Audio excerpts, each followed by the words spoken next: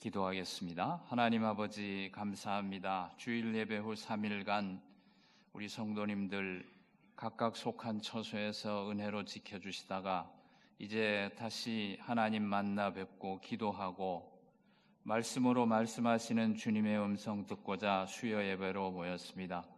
주님께서 불쌍히 여겨주셔서 우리를 위해 피 흘리신 그 십자가의 공로가 저희들 가슴 속에 다시 한번 새겨지고 감사로 말미암아 주님을 찬양하고 돌아가는 저녁 되게 인도해 주옵소서.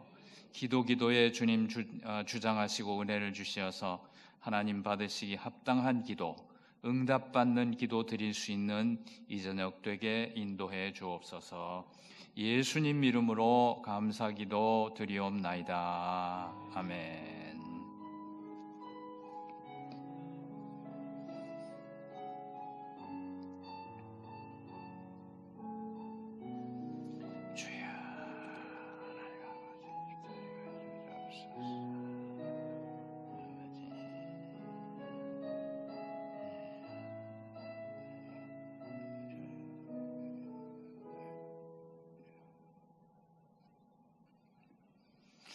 오늘 같이 보실 말씀은 마태복음을 공부하는 1월인데요. 마태복음 18장 1절에서 5절을 보겠습니다. 마태복음 18장 1절에서 5절. 제가 한 절, 성도님들 한 절, 5절까지 보겠습니다. 신약성경 제 성경으로 29쪽입니다. 마태복음 18장 1절. 그때의 제자들이 예수께 나와 이르되 천국에서는 누가 크니이까? 이르시되 진실로 너희에게 이르노니 너희가 돌이켜 어린아이들과 같이 되지 아니하면 결단코 천국에 들어가지 못하리라.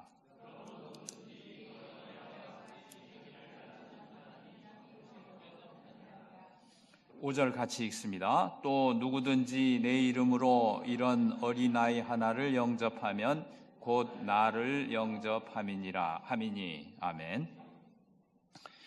이 마태복음은 신약성경을 처음 시작하는 책인데요. 예수님을 왕으로 묘사하는, 왕이신 예수님을 보여주는 책이라고 이렇게 알려집니다. 그런데 중요한 것은 오늘 마태복음 18장은 예수님께서 왕이시면서 겸손에 대해서 가르치고 계십니다. 21장에 보면 왕이신 예수님이 예루살렘에 입성할 때에 나귀를 타고 들어가시는 장면이 나옵니다. 왕이시면서 겸손한 것이죠. 왕이니까 전차를 타도 괜찮고 군마를 타도 괜찮고 아주 화려한 가마를 타도 괜찮을 텐데 그 나귀 새끼는 달리지도 못합니다. 그냥 겨우 짐만, 나귀가 짐을 싣고 가는 것이 신기하다 싶을 정도로 연약해배는 나귀를 타고 입성하십니다. 그래서 마태복음은 예수님을 왕으로도 가르치시면서 또 그 왕이 가지는 겸손에 대해서도 말씀하는 책입니다. 오늘은 앞에 그 마태복음에 대해서 많이 또 배우셨을 테니까 예수님이 우리에게 가르쳐 주시는 겸손에 대해서 생각해 보려고 하는데요.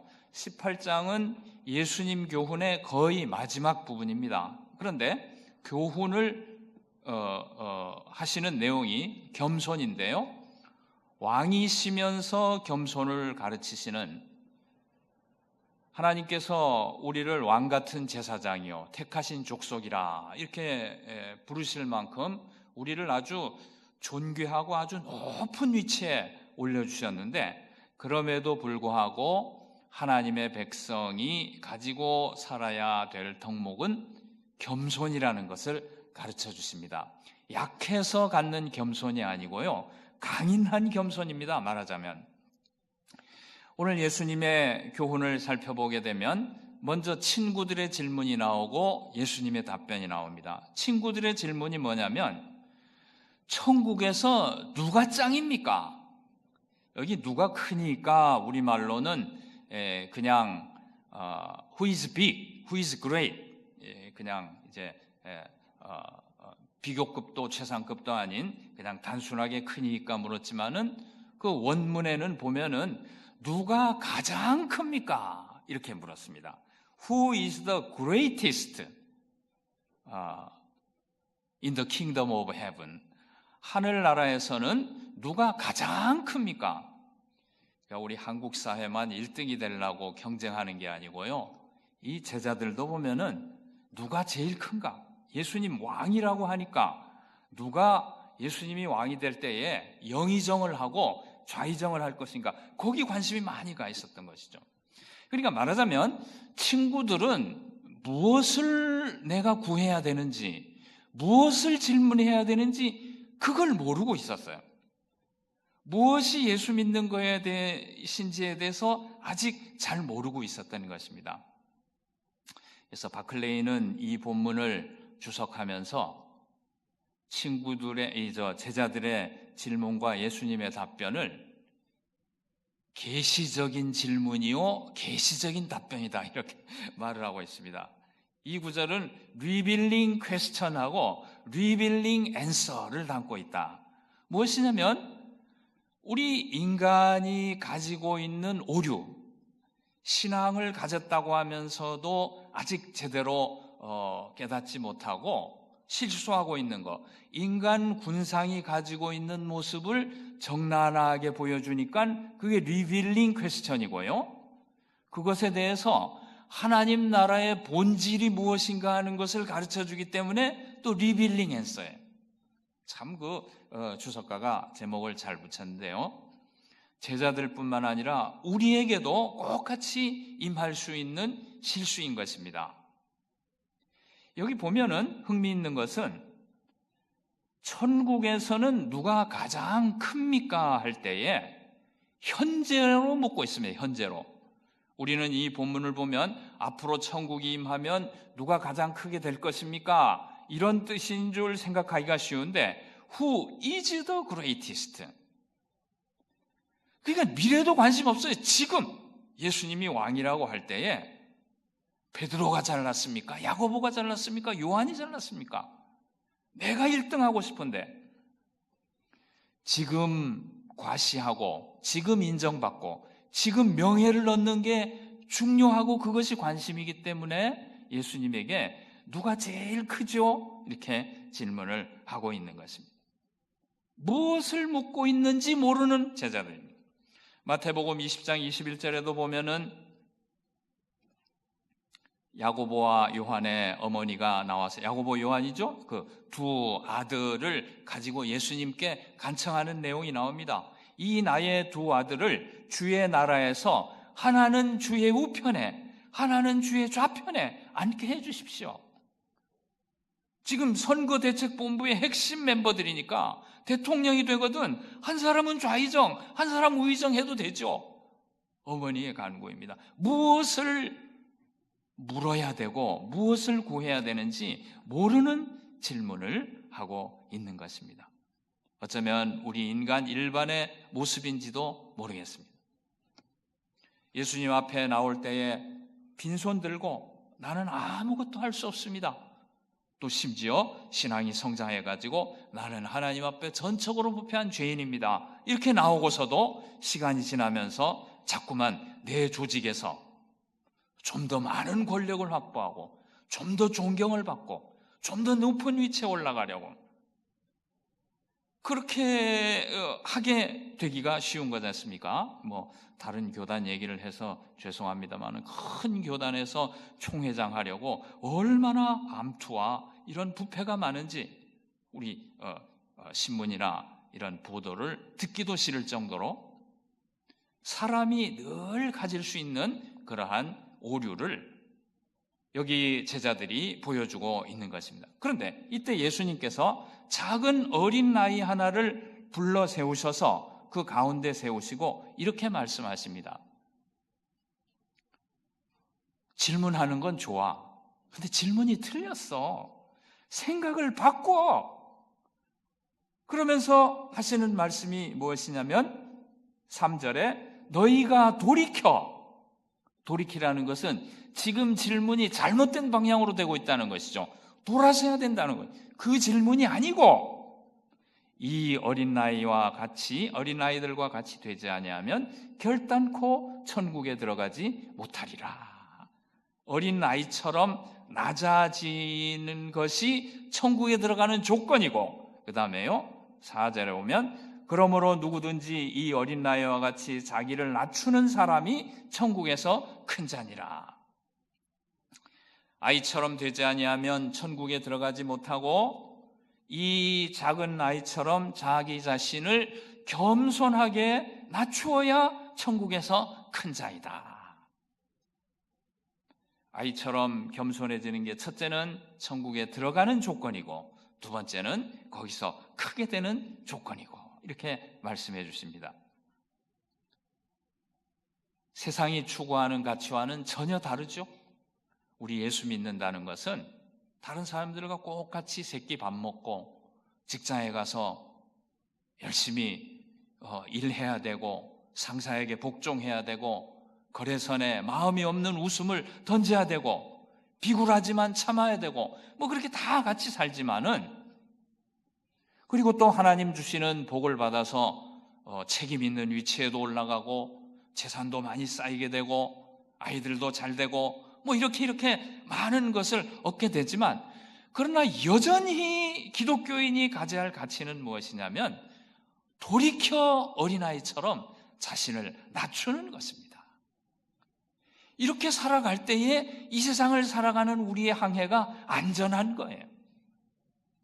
모두 세상이 경쟁하고 서로 밟지 않으면 일어설 수 없고 하는 이런 정말 그 만인대 만인의 유혈투쟁이라고 할 수 있는 이 험악한 세상에 살면서도 거기서 낙오하지 않고 오히려 최상의 방책으로 오히려 성공적으로 살아갈 수 있는 비결은 무엇인가 하면 항상 자신을 살피면서 하나님 앞에 또 사회 앞에 사람들 앞에 자신을 겸손히 낮추는 것이죠.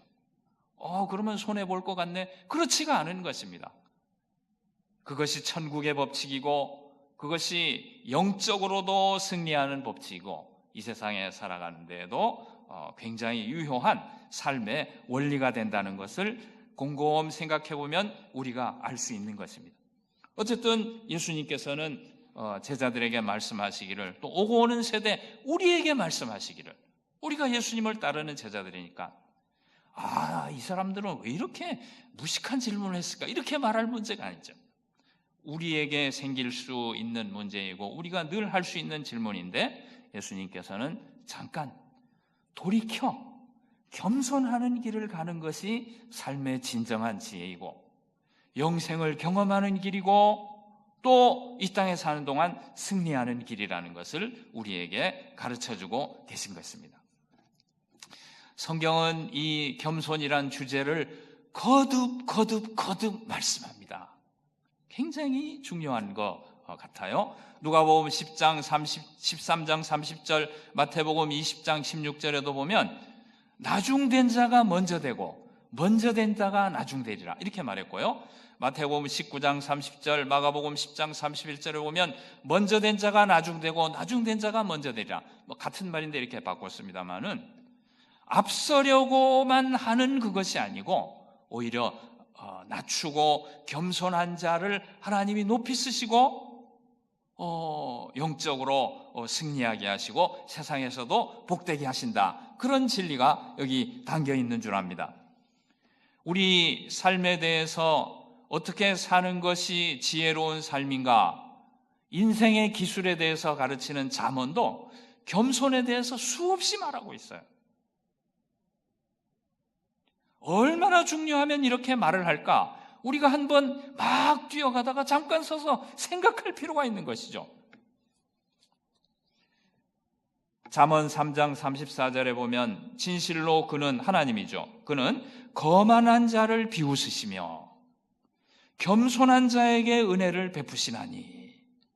거만한 자는 물리치시고요, 겸손한 자에게 은혜를 주신다. 잠언 29장 23절에 보면 사람이 교만하면 낮아지게 되겠고 마음이 겸손하면 영예를 얻으리라. 이게 우리가 이 땅을 살아가는데 큰 아이러니입니다. 막 자기 자랑하고 자기 과시를 많이 하면 그게 광고가 되고 높아질 것 같지만은 그렇게 하는 사람 누구나 다 무시해요. 뭔 사기 말을 저렇게 하나? 좀 다른 사람이 인정해 줄 때까지 참을 수 있어야 되는데 자기 과시하고 자기 자랑 많이 하는 경우는 누구나 다 무시하고요. 겸손한 사람 누구나 존경합니다. 겸손한 것은 무서운 내면의 그 힘이에요. 잠언 11장 2절에 보면 교만이 오면 욕도 오거니와 겸손한 자에게는 지혜가 있느니라. 겸손이 처세의 최상의 방책이다 그 말씀이죠. 잠언 16장 18절 19절 보면 교만은 패망의 선봉이요 거만한 마음은 넘어짐의 앞잡이니라. 겸손한 자와 함께하여 마음을 낮추는 것이 교만한 자와 함께하여 탈취물을 나누는 것보다 나으니라. 계속해서 겸손을 말씀합니다. 잠언은 근면 성실 이런 교훈이 제일 많고요. 그 다음에 말에 대해서 주의할 거를 말하고요. 말 많이 하는 것도 보면은 대개는 필요 없는 말이에요. 대개는 자기 과시, 자기 자랑, 쓸데없는 말을 줄일 것. 그 다음에 마음으로 겸손할 것. 얼마나 많이 가르치는지 모릅니다. 하나님은 교만한 자를 싫어하시고 물리치시고 겸손한 자에게 은혜를 주신다. 이게 신구약 성경을 통틀어서 얼마나 면면이 흐르는 사상인지 모릅니다. 겸손이라는 것은 우리 기독교 신앙의 가장 핵심되는 가치라고 말할 수 있습니다. 어쩌면 절대적인 요구사항인지도 모르겠습니다. 예수님을 따르는 자들은 겸손해야 될 것을, 그리고 겸손한 것이 무슨 꼭 기독교인의 미덕으로 뿐만 아니라 겸손하게 살아가는 것이 천국에 들어가고 또 큰 일이라고 말씀했는데, 그 천국은 넓게 생각하면 이 땅에 살아가는 동안 그 천국을 경험하고 승리하는 생활을 하는 비결이라는 말씀도 되는 것입니다. 2000년 역사의 기독교 고전을 쭉 살펴보면 공통되는 주제가 하나 있는데 겸손입니다. 어거스틴에게 제자가 물었다고 그러죠. 선생님, 우리 기독교인이 갖춰야 될 덕목 3개만 가르쳐 주세요. 거기 앉아, 가르쳐 줄게. 저거 1번 겸손, 2번 겸손, 3번 겸손. 끝. 등록금 내고 집에 가. 클럽 끝에. 토마스 아 캠피스가 쓴 그리스도를 본받아 Imitation of Christ 하는 책을 아주 재미있게 읽었는데요. 다 읽고 나서 한마디로 제가 그 토마스 아 캠피스의 그리스도를 본받아를 요약했습니다. 책 뒤에 요약 지금도 해놨습니다. 거기 뭐라고 요약했냐면은 그 토마스 아 캠피스가 예수 믿는 그 덕에 대해서, 예수 믿는 진리에 대해서 말하면서 결국 말하고 있는 것은 뭐냐면 자기 부인과 겸손이, 하나님 앞에 자기 부인하고 겸손하는 것. 그러면 그런 사람들이 약하게 산 사람들일까요? 정말로 강하게 산 분들이고, 정말로 마귀의 유혹을 이기고 세상의 세파를 이기고 승리하는 신앙이 무엇인지 가르쳐 주었던 그런 분들인 것입니다.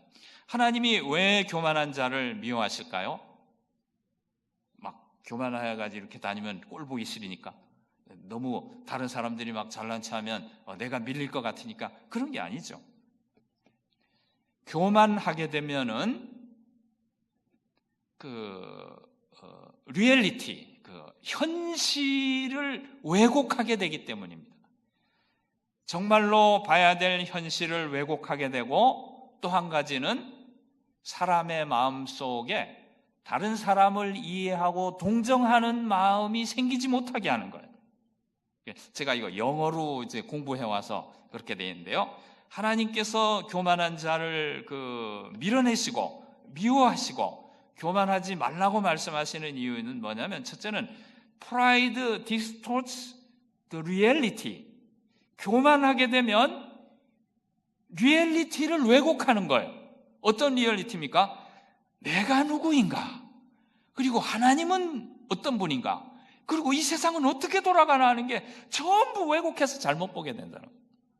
그 다음에 두 번째, Pride distorts compassion.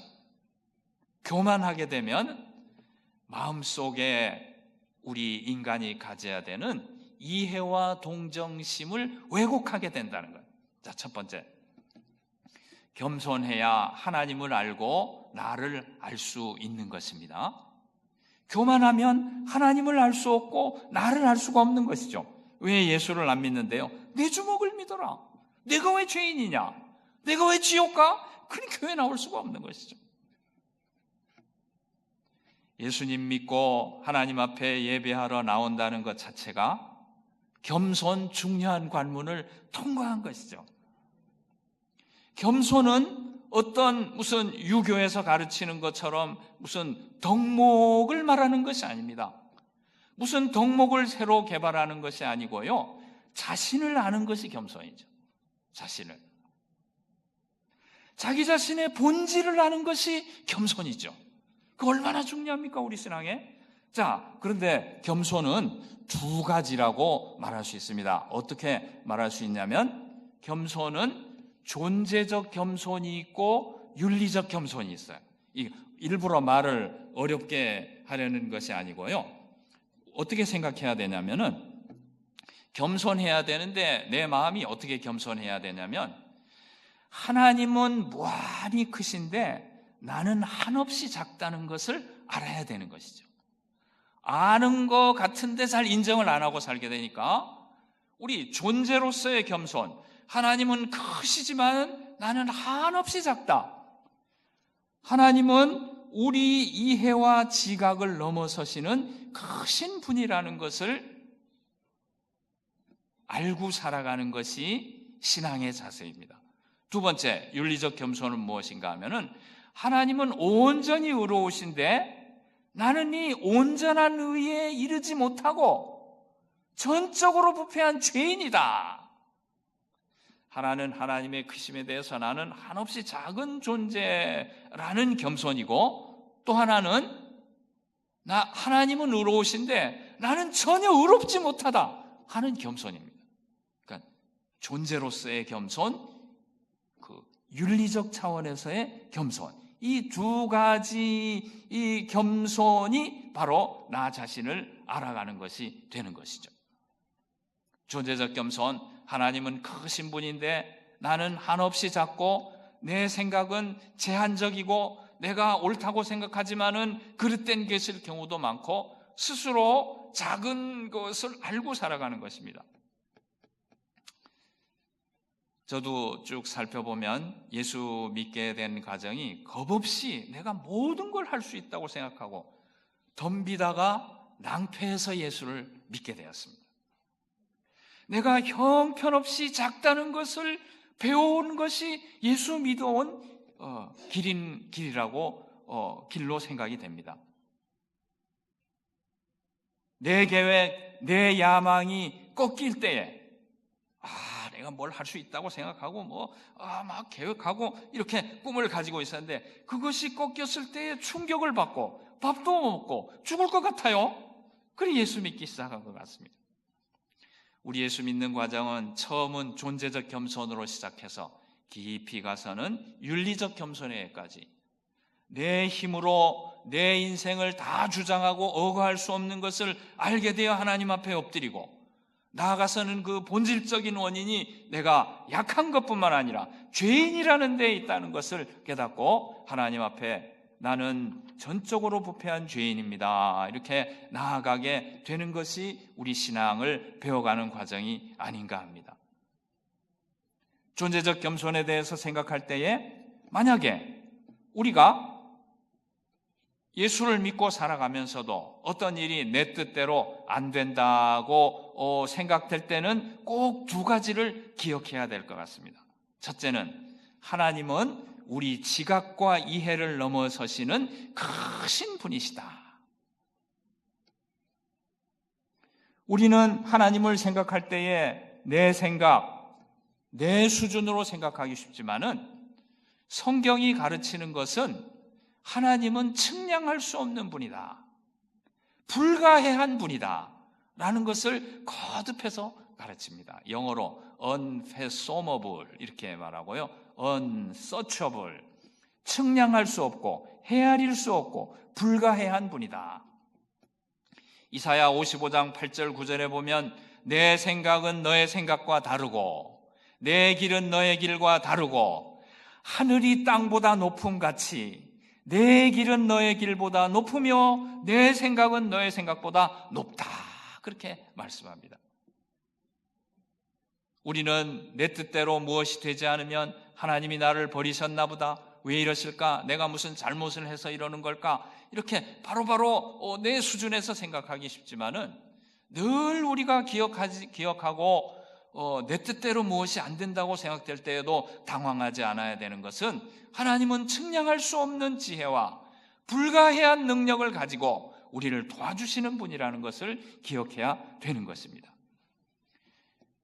잘 모를 수도 있고 그냥 하나님은 크시다 이렇게만 생각하고요, 그렇게만 생각하고 그 다음에 그게 나하고 무슨 소용이 있나, 기도하면 내 뜻대로 들어주셔야지, 이렇게만 하나님을 인정하지 안 하고 살아간다면은 우리는 내 생각대로 되지 않는 일을 만났을 때에 굉장히 당황하게 되죠. 항상 나의 이해를 넘어서시는 분이라는 생각이 우리 신앙인의 마음속에는 자리 잡고 있어야 되고, 이것이 겸손인 것입니다. 욥기에도 보면 하나님이 욥에게 자신의 그 욥이 하는 고민을 해결해 주시려고 할 때 이런 기상이 되어지는 것을 네가 알 수 있느냐, 하늘의 별자리를 네가 통솔할 수 있느냐, 이렇게 물으시면서 그것이 욥의 손에 있지 않다는 것을 깨닫게 하시면서 하나님이 인간의 이해를 넘어서시는 분이라는 것을 가르쳐 주시는 것이 욥기인 것입니다. 성경은 꾸준히 우리에게 하나님은 우리의 지각과 이해를 넘어서시는 분이시라는 것을 가르쳐주고 계십니다. 제가 최근에 1971년에 노벨 문학상을 받은 파블로 네루다라는 분의 그 시를 보게 되었습니다. 파블로 네루다라고 1974년인가 돌아가신 분인데요, 칠레 시인인데요, 1971년에 노벨 문학상을 받았습니다. 그분의 시 중에 우리는 질문하다가 사라진다, 이런 시가 있어요. 그 내용이 뭔가 하면 인간은 거대한 우주 속에서 한없이 작은 존재다, 그런 취지죠.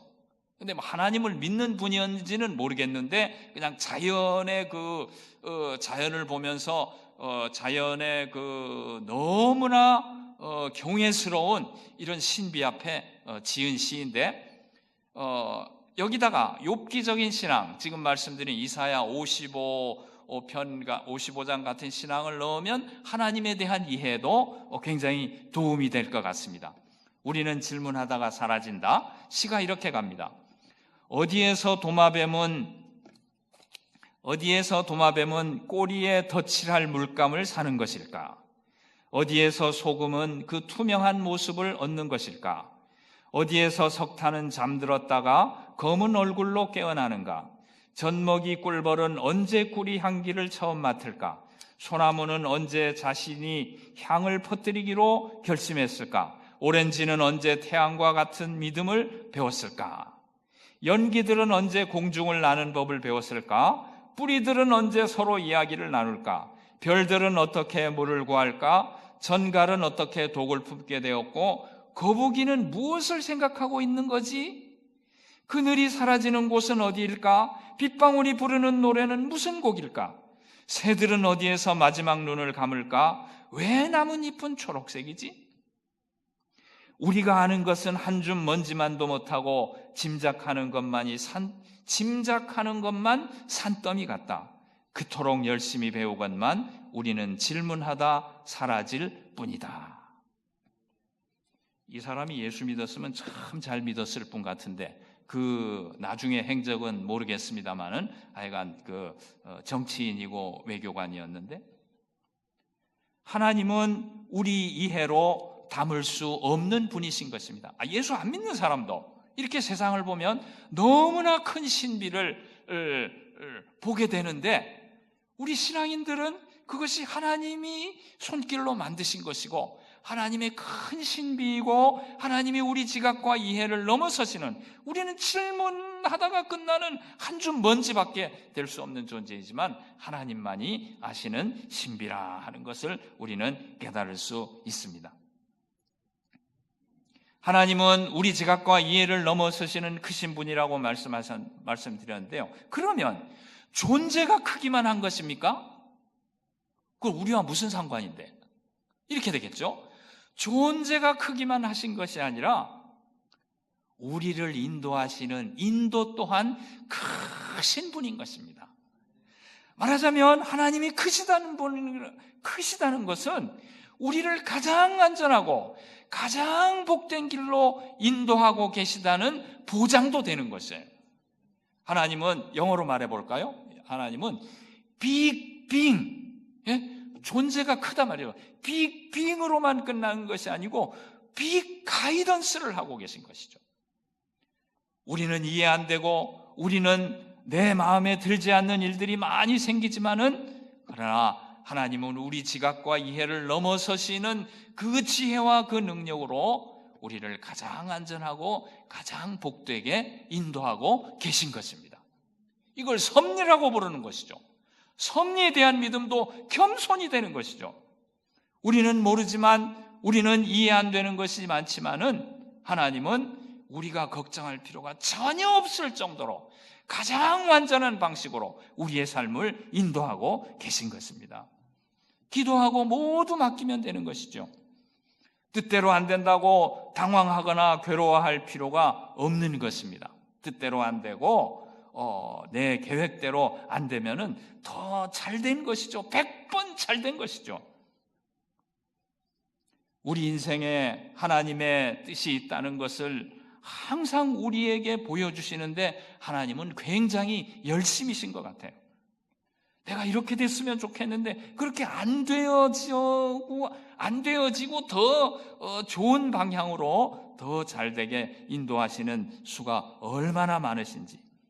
인생과 역사의 주인은 하나님이십니다. 우리가 나아가는 길에 누가 방해를 한단 말입니까? 누가 방해를 하는 것 같아도 소용없어요. 그냥 놔둬요. 결국은 하나님 뜻대로 우리에게 가장 유익이 되게 인도하시고 말 것입니다. 어떤 상황을 만나더라도 하나님은 우리 이해를 넘어서시는 큰 지혜와 능력을 가지신 분이시고 자기 독생자를 보내실 정도로 우리를 사랑하시는 분이니까 가장 복된 길로 인도하시리라 마음의 큰 여유와 넓은 마음과 여유를 가지고 우리가 살아갈 수 있는 것입니다. 100% 하나님 보장하시는 것이죠. 그렇기 때문에 우리는 기도하고 하나님 앞에 이렇게 하십시오 저렇게 하십시오 지시할 것이 아니고 기도하고 기다릴 줄 알아야 되겠죠. 이것이 또한 겸손인 것입니다. 자, 첫 번째는 우리가 겸손해야 하나님의 크심과 또 하나님을 알고 나를 아는 길이라고 말씀드렸고요. 두 번째는 겸손해야 복음을 받을 수 있는 것입니다. 나는 작을 뿐더러 아까 말씀드렸지만은 죄인입니다. 항상 이기적이고 항상 교만하고 항상 반역적이죠. 내 마음의 동기와 이런 모든 되어가는 걸 살필 때에 인간은 죄의 욕망으로 말미암아 늘 반역하는 존재인 것입니다. 마음의 욕망으로 말미암아 열렬히 악을 지향하는 존재라고 칼빈이 말한 것처럼 우리 교만은 하나님의 크심과 하나님의 사랑을 왜곡합니다. 그러니까 교만하지 말라는 것이죠. 그 다음에 교만은 나의 작음과 나의 죄됨을 왜곡하는 것입니다. 내가 작은 것, 내가 죄인인 것을 보지 못하게 하는 것이죠. 예수 안 믿는 분들은 전부 교만하다 이렇게 말하면 듣는 사람들은 싫어할지 모르지만은 자신의 작음과 자신의 죄됨을 보지 못하는 것이니까 그렇게 말할 수 있겠습니다. 교만하기 때문에 믿지 못하는 것이죠.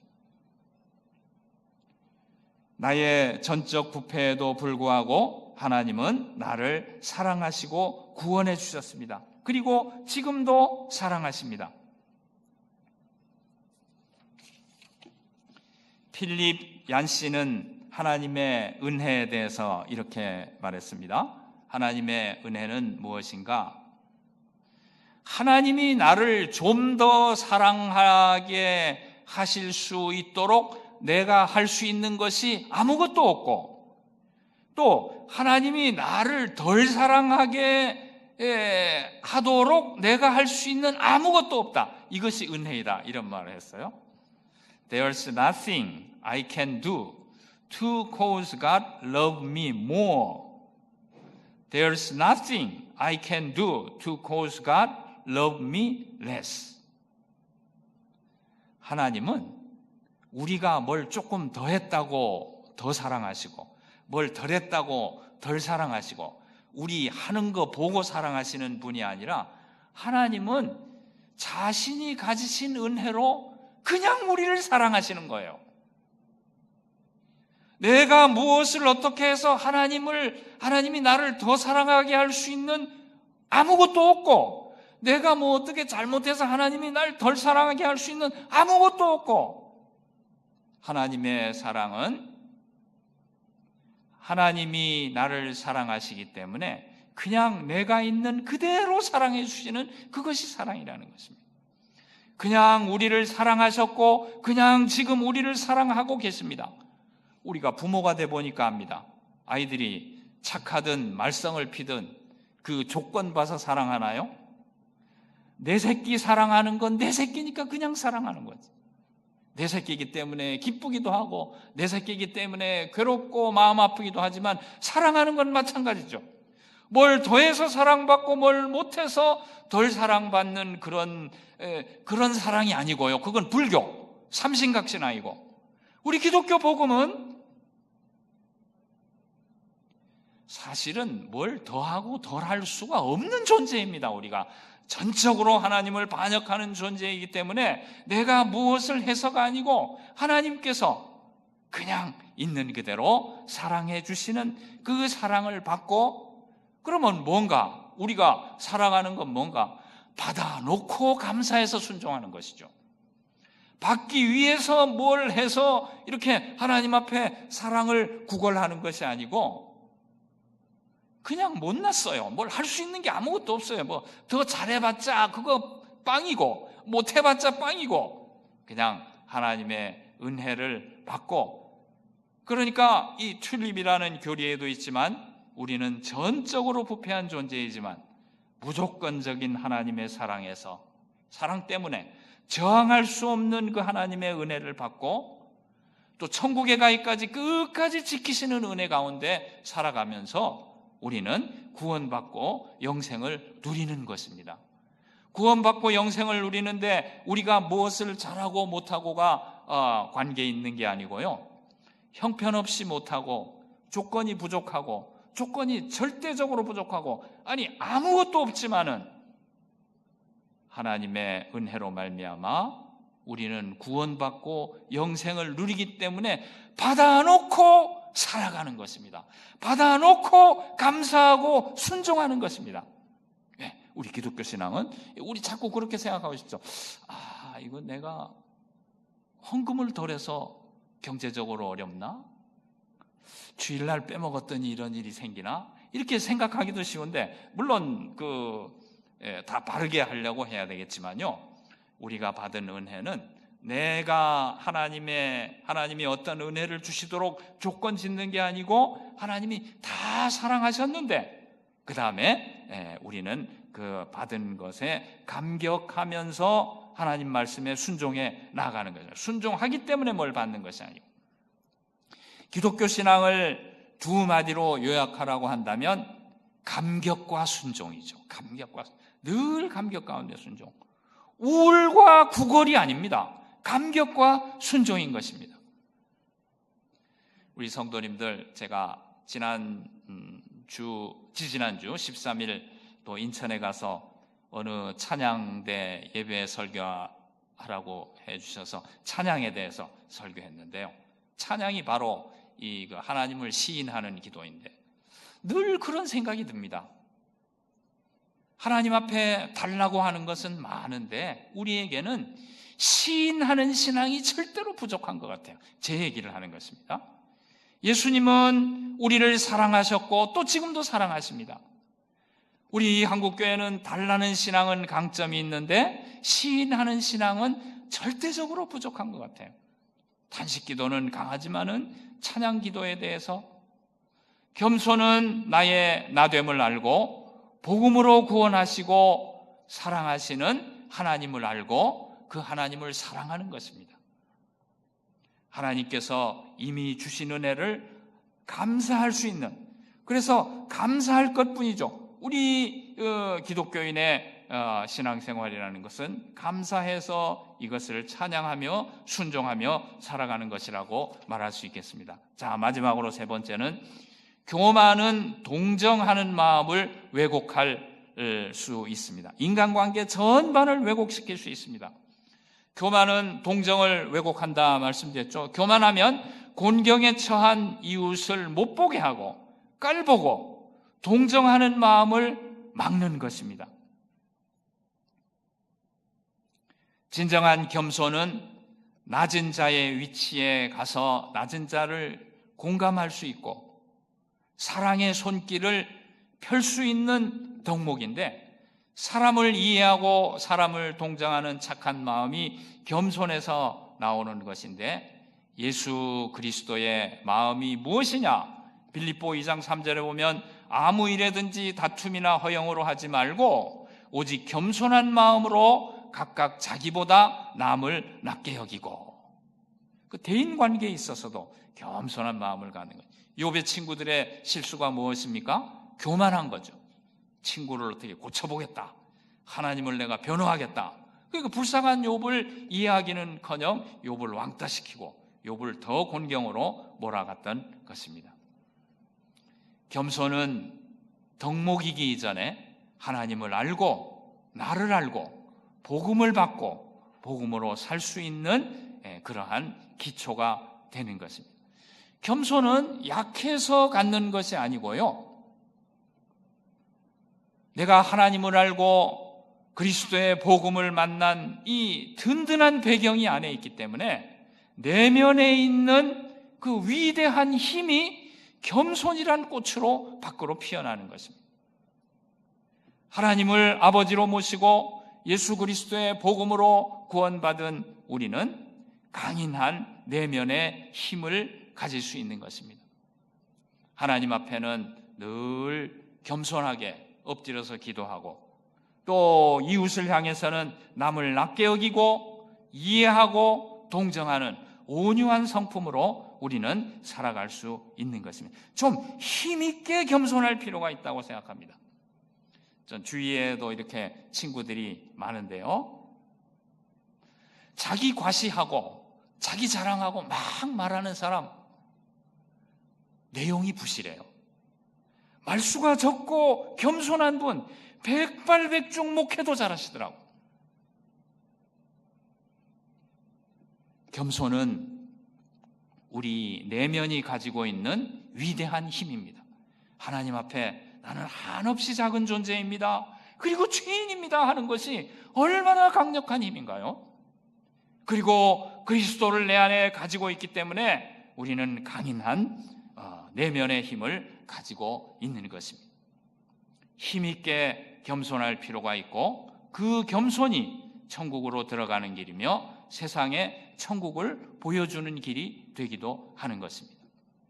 하나님께서 우리를 사랑하신 그 사랑에 늘 감사하면서 겸손한 마음으로 주를 따르고 겸손하게 내 이웃들을 대하고 이렇게 해서 날마다 천국을 경험하고 승리하는 생활하는 우리 모두가 되시기를 바랍니다. 기도하겠습니다. 하나님 아버지 감사합니다. 날마다 돌이키면서 어린아이처럼 자신을 낮출 수 있는 저희들 되게 도와주옵소서. 이것이 나를 알고 하나님을 아는 길이며 그리스도의 복음을 내가 감격하고 그 복음에 순종할 수 있는 길인 줄로 믿사오니 겸손으로 천국을 경험하고 날마다 승리하는 저희들 되게 인도해 주옵소서. 예수님 이름으로 감사기도 드리옵나이다. 아멘.